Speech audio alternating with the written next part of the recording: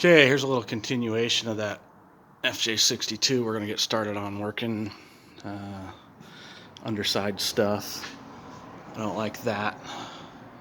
It's welded to the frame. We'll get rid of that, clean that up. Looks like some light rust on the frame there. Treat that, stop it, seal it. Suspension is hammered on this one. Probably be replacing that all front to back with Iron Man 4x4 stuff.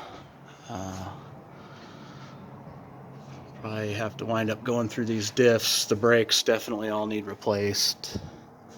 I'll get a new muffler and tailpipe assembly.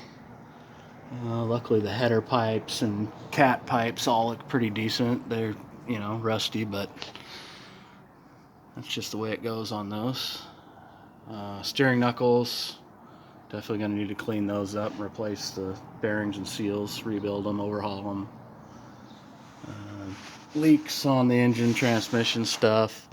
Don't know for sure. This one runs really good for as crappy as it looks, but we might wind up doing, with this kind of mileage, might wind up doing either just a valve grind on the cylinder head, and then when we get it open and look down the cylinder walls, kind of check things out in there, it might wind up getting just overhauled completely, but don't know till we get in there. So just wanted to show what it looks like under here before we start.